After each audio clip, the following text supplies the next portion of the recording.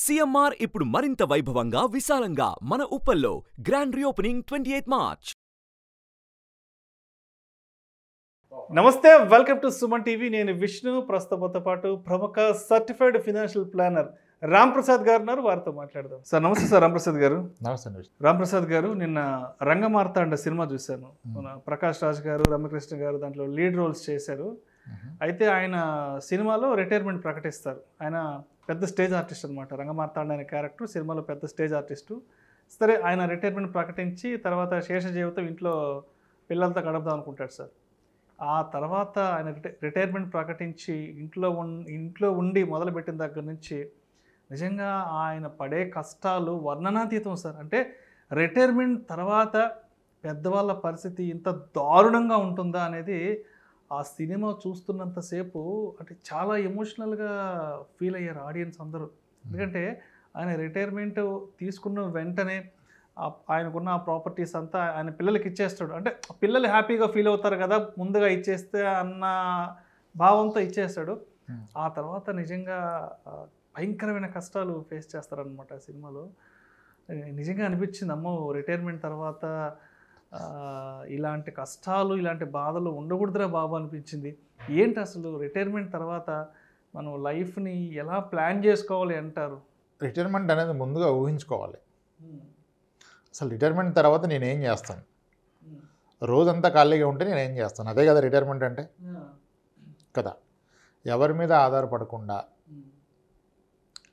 Next maybe 60 ఏళ్ళ తర్వాత ఇంకొక 20-30 ఏళ్ళు నిజానికి ప్రాపర్గా ప్లాన్ చేసిన retirement is something like a golden period అంటారు దాన్ని. మళ్ళీ that's a golden period, right?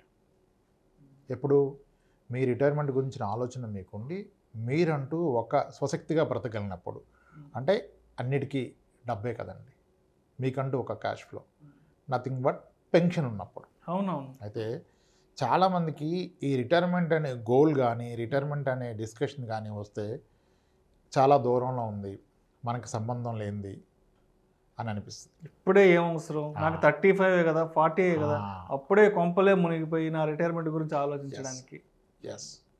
అసలు ఫస్ట్ ఆఫ్ ఆల్ చాలాసార్లు ఫైనాన్షియల్ ప్లాన్లో మాట్లాడినప్పుడు నేనైతే సార్ మీ లైఫ్ టైంలో ఉన్న ఫైనాన్షియల్ గోల్ చెప్పండి అంటారు. చెప్తారు కిడ్స్ ఎడ్యుకేషన్ అండి, kids marriage, house, car, vacations, చివరిలో ఎక్కడో రిటైర్మెంట్ తగులుతుంది. అదే నేను అడుగుతాను, ఈ అన్ని గోల్స్లోకి టాప్ ప్రయారిటీ గోల్స్ ఏవండి, ఒక 2 చెప్పండి అంటాను. ఇల్లు, పిల్లలు, చదువులు చెప్పేస్తారు. ఇల్లు, పిల్లలు అంతే. యాక్చువల్ నిజానికి ఎస్, అవి కూడా ఇంపార్టెంటే. Top most goal has to be retirement కదా. రిటైర్మెంట్ అది మిస్ అవుతారు. అది మిస్ అయినప్పుడు ఏంటంటే మీరు ఆర్డర్లో వెళ్తారు. ముందు పిల్లల చదువులు అయిపోతాయి, ఇల్లు కొనేస్తారు, ఇంటి అప్పు తీర్చేస్తారు, కార్లు కొనేస్తారు, అప్పుడు కదా రిటైర్మెంట్ వస్తుంది. దాని గురించి ఆలోచన లేకపోతే తర్వాత డబ్బులు ఉండవు. అవునవును. యాక్చువల్గా మీరు ఎప్పుడు రిటైర్ అవుతాను అడిగితే సార్ నాకు అయ్యే ఉద్దేశం లేదు sir, I want to work full life time like 58, 60 అంటారు.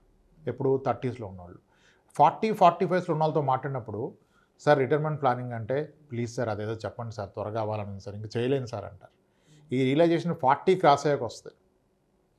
20స్లో 30స్లో అస్సలు రాదు. హెల్త్ ఇష్యూస్ అన్ని బయటపడుతుండగా 40s is a very critical phase of one's life, అక్కడ వస్తుంది మిడిల్ ఏజ్. కరెక్ట్గా. కమింగ్ టు మీ రిటైర్మెంట్ తర్వాత ఒకళ్ళు హ్యాపీగా ఉండాలంటే ఉండాల్సింది హెల్త్, దెన్ ఒక గ్యారంటీడ్ పెన్షన్. ఈ పెన్షన్ అనే ఒకే పదం, రిటైర్మెంట్ అంటే పెన్షన్, అంతే గుర్తుపెట్టుకోండి. ఓకే, ఎమోషన్స్ తగ్గించుకోవాలి. ఓకే, పెన్షన్ ఒకటి ఏర్పాటు చేసుకోవాలి. ఈ పెన్షన్ గురించి నేను రీసెంట్గా ఒక ఆర్టికల్ చదివాను. ఇండియాలో అక్రాస్ కంట్రీలో గవర్నమెంట్ ఎంప్లాయీస్ పెన్షనర్స్లో 6,000 మంది 100 ఇయర్స్ ఏజ్ క్రాస్ అయి ఉన్నారు. 6,000 మంది ఉన్నారు ఇండియాలో 100 ఇయర్స్ క్రాస్ అయిన పెన్షనర్స్. వాళ్ళ పెన్షన్ ఏదైతే డ్రా చేస్తున్నారో ఈరోజు జాబ్లో ఉన్న వాళ్ళకన్నా ఎక్కువ పెన్షన్ డ్రా చేస్తున్నారు. ఒకే లాజిక్ ఆలోచించండి. అసలు 100 ఏళ్ళు మనిషి బ్రతకడం అంటే వింత అనుకుంటున్నాం కదా, 6,000 మంది ఎలా ఉన్నారు? బికాజ్ దేర్ పెన్షనర్స్, అందుకే ఉన్నారు. పెన్షన్ అయితే లైఫ్ స్పాన్ ఎందుకు ఎక్కువ ఉంటుందండి? ఒక పెన్షనర్ని ఎవ్వడు చావనీయడు. ఇప్పుడు 100 ఇయర్స్లో ఉన్నాడు, ఇప్పుడు ఉన్నారని చెప్తుంది PF department. Okay 100 years cross అయిన వ్యక్తికి అంటే అతను రిటైర్ అయిపోయి 40 ఏళ్ళు అయింది కదా, ఈ పెన్షన్ పెరిగి ఇప్పుడు ఆయన పెన్షన్ 1,25,000 ఉంటుంది. ఓకే. అంతే 1,25,000 ఉంటుంది 40 ఏళ్ళ తర్వాత పెన్షన్. సెంట్రల్ గవర్నమెంట్లో చేసిన వాళ్ళకి అందరికీ 1,25,000 ఆయన పెన్షన్ ఉంటే అతను చూసుకున్న వాళ్ళు ఎంత ఖర్చు పెడతారు ఆయనకి? చాలా జాగ్రత్తగా కేర్ తీసుకుంటారు. మరి ఆ దీపం ఆరిపోతే ఇంక ఇది రాదు కదా. ఆ పెన్షనరే ఒక దీపం. ఇప్పుడు ఒక యంగ్స్టర్ వెళ్ళి జాబ్లో చేస్తే 50,000 వస్తుంది జీతం, 60,000 వస్తుంది. అదే ఆ యంగ్స్టర్ అన్ని మానేసి ఇతను చూసుకుంటే ఇతని ఖర్చులు ఒక 20,000 తింటాడేమో సేవలు చేస్తే, మిగిలిన 1,00,000కే మిగిలిపోతుంది కదా. సో ఒక పెన్షనర్కి సొసైటీలో ఉండే రెస్పెక్ట్ ఇంకెవరికీ ఉండదు. 2 లక్షల జీతం ఉన్నోడు ఈ నెలంతా వెళ్ళి తిరిగి వచ్చి పొద్దున్నే మేకప్ వేసుకొని షర్ట్ వేసుకొని వెళ్తే ఈవినింగ్ వస్తే అంతా తిరిగితే అప్పుడు కదా వస్తుంది. ఈ పెన్షనర్ ఏం చేస్తే వస్తుంది? ఏమీ చేయకుండా ఆయనకు నచ్చింది ఏం చేసుకున్నా పెన్షన్ చూసారా, that is the greatest thing. One should plan for his pension. దేని ద్వారానా ప్లాన్ చేయండి, యాన్యుటీ ప్లాన్స్ ఉంటాయి ఇన్సూరెన్స్లో, అద్భుతం, ప్లాన్ చేసుకోండి. రెంటల్ ఇన్కమ్ పెట్టుకోండి. గ్యారంటీ రిటర్న్ ప్రొడక్ట్స్ ఉన్న ఇన్సూరెన్స్లో చేసుకోండి. మ్యూచువల్ ఫండ్స్లో ఎస్డబ్ల్యూపీ కాన్సెప్ట్ ఉంది, చేసుకోండి. బట్ ఎన్ష్యూర్ దట్ మీ 60 ఏళ్ళ తర్వాత, లేదా 60 ఏళ్ళు ఎందుకు 50 ఏళ్ళకు ఇప్పుడు మీరు రిటైర్మెంట్ అని ప్రకటించుకున్న తర్వాత ఎవరి మీద ఆధారపడకుండా మిమ్మల్ని మీరు పోషించగలిగే అంత పెన్షన్ని పెట్టుకోండి. అందుకే ఇప్పుడు కూడా కంట్రీ మొత్తం ఓల్డ్ పెన్షన్, న్యూ పెన్షన్ నడుస్తూ ఉంది. ఓల్డ్ పెన్షన్లో ఎందుకంటే ఒక పెన్షనర్కి అతను బ్రతుకున్నంత కాలం వస్తుంది, ఆయన పోతే వాళ్ళ వైఫ్కి కూడా అమ్మున్నంత కాలం పెన్షన్ వస్తుంది. ఇద్దరు పోతే పిల్లలకు కూడా 25 ఇయర్స్ ఏజ్ వచ్చేంత వరకు పెన్షన్ వస్తుంది.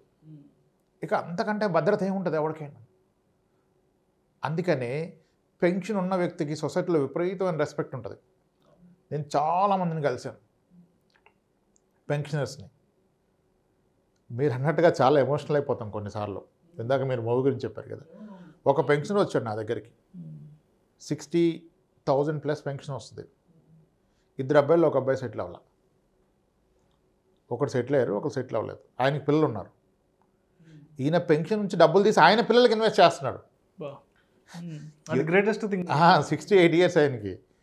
ఎందుకు సార్ ఇన్వెస్ట్ చేస్తున్నారంటే, ఏం చేస్తాను, వాడు ఎదవైపోయాడు కదా, నా కోడలు చాలా మంచిది, నేను చేస్తున్నా అంటే.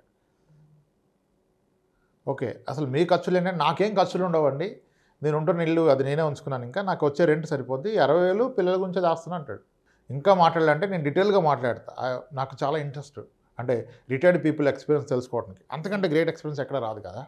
అసలు మీ ఖర్చులు ఏంటి అంటే, ఒకప్పుడు సిగరెట్లు తాగే ఉండండి, ఇప్పుడు ఖర్చు ఎక్కువైతుందని మానేసి బీడీలు తాగుతున్నా అంటాడు. ఎవరి కొరకు? సెటిల్ కాని పిల్లడి కొరకు. సో అందుకే నేను అన్నాను, రిటైర్మెంట్ తర్వాత కొన్ని ఎమోషన్స్ తగ్గించుకుంటే మంచిది. ఈయన హెల్దీగా ఎంజాయ్ చేసిన లైఫ్ ఇప్పుడు అంటే కొడుకు సెటిల్ అయితే బాధపడతారు. చాలామందికి ఉన్నాయి ఆ ప్రాబ్లమ్స్. ఒకళ్ళు సెటిల్ అయిపోవడం, ఒకళ్ళు మ్యారీడ్ లైఫ్ బాగుంటూ పోవడం, పిల్లల్లో అవి ఇవి ప్రాబ్లమ్స్ ఉన్నాయి. కానీ బట్ ఎన్నున్న పెన్షన్ ఉంటే మీరు మేనేజ్ చేయగలుగుతారు. ఇప్పుడు మీకు పెన్షన్లు అవుతాయి, వాళ్ళే వాళ్ళ కష్టాలు ఉన్నాయి, మిమ్మల్ని పట్టించుకోరు. ఈయన పెన్షనర్ కాబట్టి ఈయన కష్టాలు లేవు, వాళ్ళ కష్టాలు నేను పట్టించుకుంటున్నాడు. ఇతనికే పెన్షన్లు అవుతుంది, ఇతను ఎవరు చూస్తారు? సో పెన్షన్ ఇది గ్రేటెస్ట్ థింగ్. చాలా కేసులు, చాలామంది ఉన్నారు 88 ఇయర్స్, అలా మనవాడు చూసుకుంటాడు, ఆ పెన్షనర్ బెడ్డేను. ఈయన ఏం చూసుకుంటాడు? నర్సింగ్ సర్వీసెస్ ఏదో మాట్లాడారు, మంత్లీ ఒక 22,000 వాళ్ళే అంతా తీసుకుంటారు. కానీ పెన్షన్ 80,000 వస్తుంది కదా, ఆపేస్తారు మనిషిని, అలా పోనివారు ప్రాణాలు ఎక్కడికి. చాలామంది పెన్షనర్ యొక్క కోడళ్ళు, అత్తమామలు ఇద్దరు పెన్షన్స్ అద్భుతంగా చూసుకుంటారు. ఎందుకంటే వీళ్ళ హస్బెండ్ వెళ్ళి రోజు నెలంతా కష్టపడితే వచ్చే డబ్బులకి 4 రేట్లు అక్కడ పెన్షన్ వచ్చేస్తుంది, వీళ్ళిద్దరికి వచ్చేస్తుంది. అప్పుడు ఎవరు ఇంపార్టెంట్? హస్బెండ్ ఇంపార్టెంటా, అత్తమామలు ఇంపార్టెంటా? అత్తమామలే ఇంపార్టెంటు. ఎందుకంటే వాళ్ళు ఎక్కువ రోజులు ఉన్నట్లయితే వాళ్ళకి వచ్చే పెన్షన్ వాళ్ళు తినలేకపోతున్నారు కదా, ఆ మిగిలింది ఈమె పిల్లల భవిష్యత్తుకు ఉపయోగపడుతుంది కదా. Pension has the greatest value. So early retirement plan చేసుకోండి. ఒకవేళ అవ్వకపోతే లేట్గా ప్లాన్ చేసినా you should retire when you have the enough pension for the rest of the life. ఆ లైఫ్ స్పాన్ పెరిగిపోతుంది. సో మన ఖర్చులకి సరిపడా ఇంకా మిగలాలి, సరిపోతుంది ఉండే విధంగా మనం ప్లాన్ చేసుకోవాలి. రిటైర్మెంట్ అంటే మీకు నచ్చింది తినాలి, నచ్చిన చోట ఉండాలి, నచ్చిన పని చేసుకోవాలి. పని చేయకపోవడం కాదు రిటైర్మెంట్ అంటే. మీకు ఏది నచ్చితే అది చేసుకోండి, మీకు నచ్చిన ప్లేస్లో ఉండండి, నచ్చిన వారితో ఉండండి. అదంతా ఎప్పుడు పాసిబుల్? మీ దగ్గర డబ్బు ఉన్నప్పుడు ఆ డబ్బు గురించి ప్లాన్ చేసుకోండి, ఆ క్యాష్ ఫ్లో డిజైన్ చేసుకోండి. పిల్లలకి సపోర్ట్ ఇవ్వండి, మీ బాధ్యత. ఎంతవరకు? వాళ్ళకి 25 ఏళ్ళు వచ్చేంత వరకు ఇవ్వండి సపోర్ట్. తర్వాత కూడా మీరు ఇస్తారంటే అది మీ తప్పే కదా. ఇవ్వగలిగితే ఇవ్వండి, కానీ మీ నోటి దగ్గర తీసుకురాదు కదా. So pension is most important thing. Many people are not realizing it. వాళ్ళు చాలా పెనాల్టీ పే చేస్తున్నారు. ఇండియాలో ఈరోజు కూడా 70% ఇంకా అబోనే 80% అబోవ్ సీనియర్ సిటిజన్ పెన్షన్ లేదు. పెన్షన్ స్కీమ్ చాలా ఉన్నాయి, కానీ ఎవరు? Atal pension Yojana, NPS, PPF, EPF, annuity plans, fixed income plans, ఇవన్నీ పెన్షన్కి వాడుకోవచ్చు. కానీ పెన్షన్కి వాడుకోవాలంటే కడుతున్నారు, కానీ మళ్ళీ సరిపడా కట్టకపోవడం అనేది పెద్ద తప్పు. ఇన్ఫ్లేషన్ కన్సిడర్ చేస్తూ మీ ఖర్చులు ఎంత ఉంటాయి, అంత వస్తుందా రాదా, స్టోరీ వినొద్దు, నెంబర్స్ ఫైండ్ అవుట్ చేయండి. ఇప్పుడు ఫిక్స్డ్ ఇన్కమ్ ప్రొడక్ట్స్ ఉన్నాయి, అంటే కొన్ని ఇన్సూరెన్స్ ప్లాన్స్, ఎస్ గ్యారంటీడ్, అవి చెప్తున్నారు 15 ఏళ్ళు కట్టండి 15 లక్షలు, అక్కడి నుంచి మీకు 1,00,000 వస్తుంది. పర్ఫెక్ట్, అది నిజమే. ఆ 1,00,000 రిటైర్మెంట్కి సరిపోద్దా? అది ఎన్నాళ్ళు మరి రావటం అదే వస్తుంది కదా ఫిక్స్డ్. అందుకే నేను చెప్తాను, యాన్యుటీ ప్లాన్స్ కూడా తీసుకుంటే గ్రేట్ అసెట్. యాన్యుటీ ప్లాన్ అనేది మల్టిపుల్ యాన్యుటీ ప్లాన్స్ తీసుకోండి. అంటే మీరు ₹1 కోటి పెడుతున్నారు యాన్యుటీ ప్లాన్లో.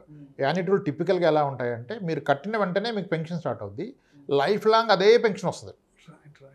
దాంట్లో మల్టిపుల్ ఆప్షన్స్ ఉంటాయి.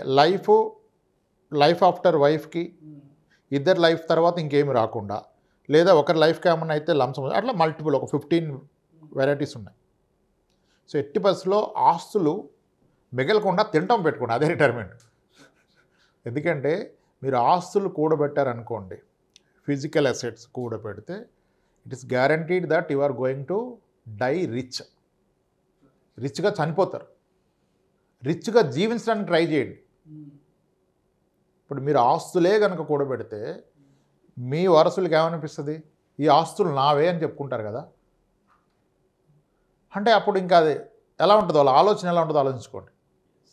సో ఆస్తులు కాదు, మీకు ఒక పెన్షన్ నిధి క్రియేట్ చేసుకోండి. అది మీరు మాత్రమే తినగలిగే విధంగా ఉండాలి, మీరు మాత్రమే వాడుకునే విధంగా ఉండాలి. మీ అవసరాలు పెరుగుతాయి, రిటైర్మెంట్ తర్వాత అవసరాలు పెరుగుతాయి, మీ ట్రావెల్ పెరుగుతుంది, మీకు ఫ్రీ లీజర్ టైం ఎక్కువ ఉంటుంది, కోరికలు కూడా ఉంటాయి. డబ్బు లేనప్పుడు అవన్నీ కిల్ అయిపోతాయి. సో పెన్షన్ని మించిన ప్లానింగ్ లేదు.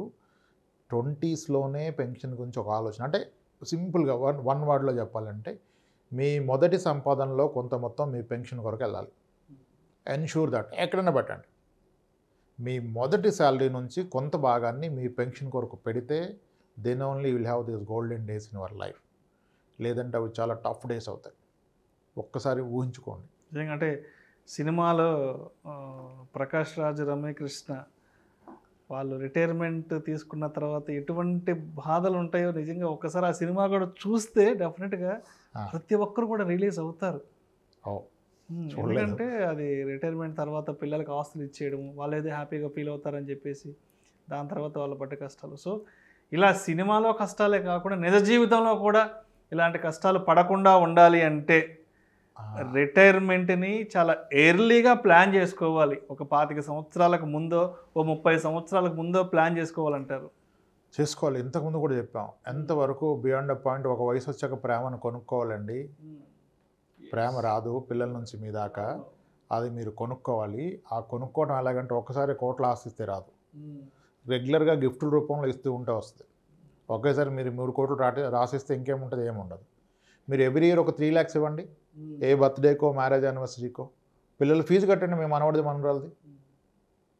ఒకేసారి ₹1 కోటి ఇచ్చి 50 లక్షలు ఇచ్చేసి వాళ్ళు ఫీజు కట్టుకోమంటే అవ్వదు. ఎవ్రీ ఇయర్ వాడు స్కూల్ ఫీజు నేను కడతానంటే చూడండి మీకు రెస్పెక్ట్ ఎలా ఉంటుంది. సో ఆ ఎఫెక్షన్, బాండింగ్ అనేది లాంగ్ రన్లో కంటిన్యూ కావాలంటే అప్పుడప్పుడు కొంత మొత్తం ఇస్తుండాలి. అంతే, ఒక్కసారి ఒక్కసారిగా గుమ్మరి చేసామంటే అది వారం రోజులు 10 రోజులు మాత్రమే పనిచేస్తుంది. ఎస్, ఇది fact. This is fact, that's it. ఆ ఫ్యాక్ట్ తెలుసుకొని వ్యవహరించండి, ఎమోషన్స్కి పోకండి. సో మొత్తంగా రిటైర్మెంట్ తర్వాత జీవితం ఆనందంగా సాఫీగా లగ్జరీగా సాగిపోవాలి అంటే ఒక 25-30 సంవత్సరాల ముందే రిటైర్మెంట్ ప్లాన్ చేసుకోవాలి. ఆ ప్లానింగ్ కూడా రిటైర్మెంట్ తర్వాత మన ఖర్చులకు సరిపడా మిగిలిన డబ్బు ఉండే విధంగా రిటైర్మెంట్ అనేది ప్లాన్ చేసుకోవాలంటారు. దాన్ని మించిన ప్లానింగ్ కూడా లేదు ఫైనాన్షియల్ ప్లానింగ్లో. Yes sir. Thank you sir, thank you so much Ramprasad garu. ఎందుకంటే సినిమాల నుంచి కూడా మనం చాలా అనేక మంచి విషయాలను నేర్చుకోవచ్చు.